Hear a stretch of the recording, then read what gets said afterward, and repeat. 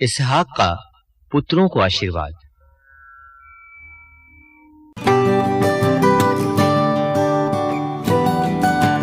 इसहाक बूढ़ा हो गया और उसकी आंखें इतनी कमजोर हो गईं कि वह देख नहीं पाता था। उसने अपने ज्येष्ठ पुत्र एसाव को बुलाया और कहा, बेटा। एसाव ने उत्तर दिया, क्या आज्ञा है? इसहाक ने कहा, तुम देखते ही हो कि मैं बूढ़ा हो गया हूं, न जाने कब तक जीवित रहूंगा। तुम अपने हथियार, अपना तरकश और अपना धनुष लेकर जाओ और मेरे लिए शिकार ले आओ। तब मेरी पसंद का स्वादिष्ट भोजन बनाकर मुझे खिलाओ। मैं मरने से पहले तुम्हें आशीर्वाद देना चाहता हूं। रिबेका इसहाक और उसके पुत्र एसाव की बातचीत सुन रही थी। इसी बीच रिबेका ने अपने पुत्र याकूब से कहा, मैंने सुना है कि तुम्हारे पिता तुम्हारे भाई एसाव से इस प्रकार कह रहे थे कि तुम मेरे लिए शिकार लाकर स्वादिष्ट भोजन बनाओ और मुझे खिलाओ, जिससे मैं उसे खाकर मरने से पूर्व प्रभु के सामने तुम्हें आशीर्वाद दूं। इसीलिए बेटा, मेरी बात मानो और वही करो जो मैं कहती हूँ। बकरियों के बाड़े में जाकर उनके 2 अच्छे अच्छे बच्चे मेरे पास ले आओ। मैं उन्हें पकाकर तुम्हारे पिता की पसंद का स्वादिष्ट भोजन तैयार करूंगी। फिर तुम उसे ले जाकर अपने पिता को खिला देना, जिससे वह मरने से पहले तुम्हें आशीर्वाद दे दे। इस पर याकूब ने अपनी माँ रिबेका से कहा, तुम्हें मालूम है कि मेरे भाई एसाव का शरीर रोएदार है, किंतु मेरा तो रोमहीन है। संभव है कि मेरे पिता मेरा स्पर्श करें तो वो समझे कि मैं उनसे छल कपट कर रहा हूँ और आशीर्वाद के बदले अभिशाप मेरे सिर पड़ेगा। उसकी माता उससे बोली, बेटा, तुम्हारा अभिशाप मेरे सर पड़े।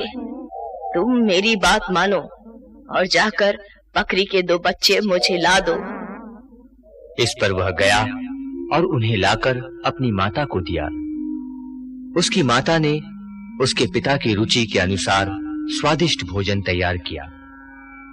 रिबेका ने अपने ज्येष्ठ पुत्र के उत्तम वस्त्र जो घर में उसके पास थे ले लिए और अपने कनिष्ठ पुत्र याकूब को पहनाए। उसने उसके हाथ और चिकनी गर्दन पर बकरी का चमड़ा पहना दिया।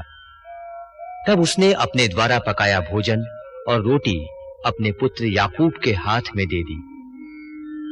उसने अपने पिता इसहाक के पास जाकर कहा, पिताजी।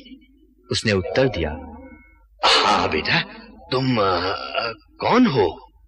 याकूब ने अपने पिता से कहा, मैं आपका पहलौठा एसाव हूँ। मैंने वही किया जो आपने कहा था। कृपा करके आइए, बैठकर मेरा शिकार खाइए और मुझे आशीर्वाद दीजिए। इसहाक ने अपने पुत्र से कहा, बेटा, तुमको कैसे ये इतनी जल्दी मिल गया? उसने उत्तर दिया, ये प्रभु आपके ईश्वर की कृपा है। इसहाक ने याकूब से कहा, बेटा, मेरे पास आओ। मैं टटोल कर जान लेना चाहता हूँ कि तुम सचमुच मेरे पुत्र एसाव हो। याकूब अपने पिता इसहाक के पास आया। उसने उसे टटोल कर कहा, आवाज तो याकूब की है, लेकिन हाथ एसाव के हैं। वह याकूब को नहीं पहचान पाया, क्योंकि उसके हाथ उसके भाई एसाव के हाथों की तरह रोएदार थे और इसलिए उसने उसे आशीर्वाद दिया। उसने कहा, क्या तुम सचमुच मेरे पुत्र एसाव हो? उसने उत्तर दिया, हाँ, मैं वही हूँ। तब इसहाक ने कहा, मुझे अपना शिकार लाकर खिलाओ और मैं तुम्हें आशीर्वाद दूंगा। याकूब भोजन लाया और इसहाक खाने लगा। इसके बाद उसने अंगूरी लाकर इसहाक को पिलाई।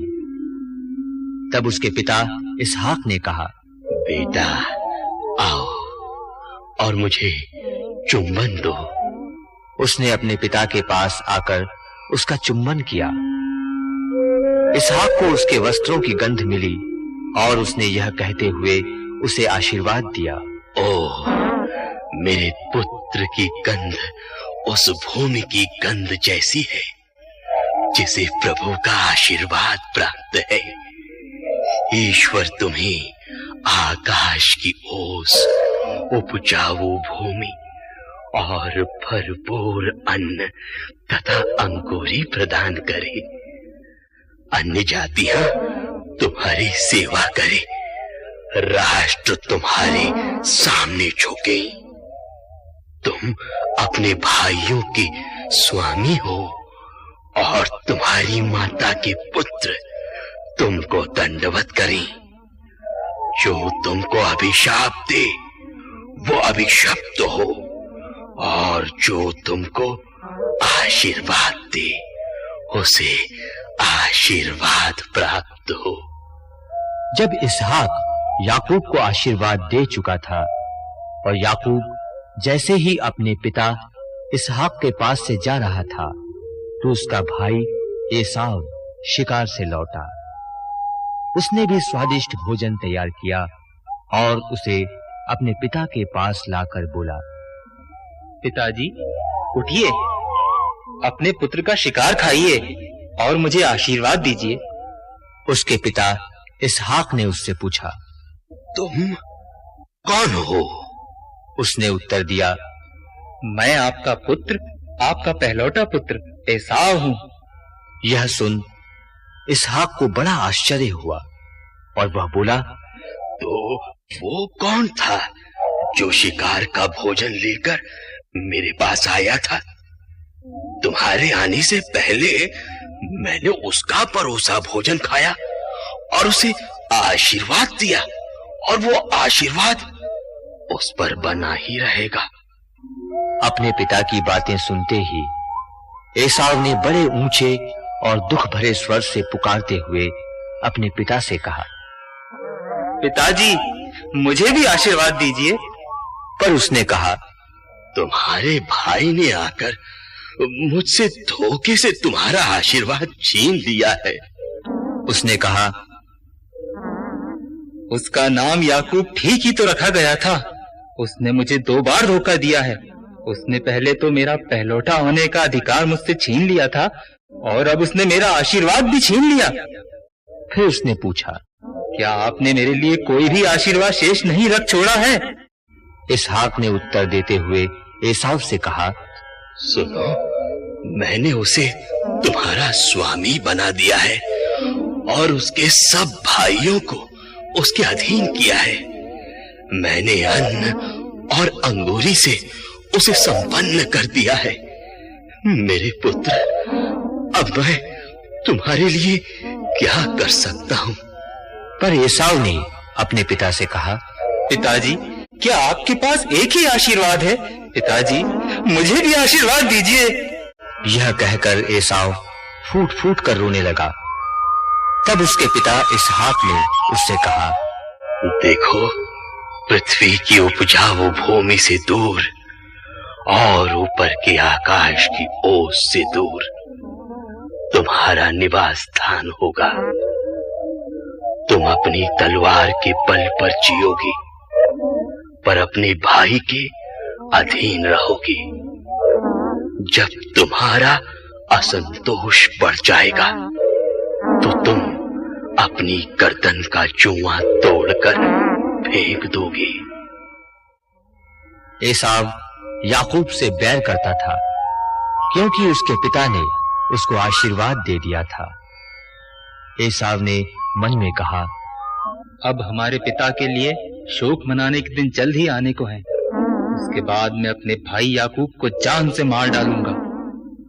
जब अपने बड़े बेटे एसाव की ये बातें रिबेका को मालूम हुई तो उसने अपने छोटे बेटे याकूब को बुलाकर उससे कहा, सुनो, तुम्हारा भाई एसाव तुमसे बदला लेने के लिए तुम्हें मार डालना चाहता है। बेटा, अब मेरी बात मानो। हारान देश में मेरे भाई लाबान के यहाँ शीघ्र भाग जाओ। जब तक तुम्हारे भाई का क्रोध शांत न हो जाए तब तक कुछ समय तक उसी के यहाँ रहो। जैसे ही तुम पर तुम्हारे भाई का क्रोध दूर हो जाएगा और वह तुम्हें भूल जाएगा कि तुमने उसके साथ क्या किया है, वैसे ही मैं किसी को भेजकर तुम्हें वहां से घर वापस बुला लूंगी। मैं एक ही दिन तुम दोनों को क्यों खो बैठूं?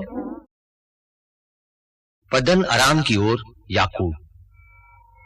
रिबेका ने इसहाक से कहा, इन हित्ती स्त्रियों के कारण तो मैं जीवन से ऊब गई हूँ। यदि याकूब ने भी इस देश की किसी कन्या से, किसी हित्ती कन्या से विवाह कर लिया तो फिर जी रहे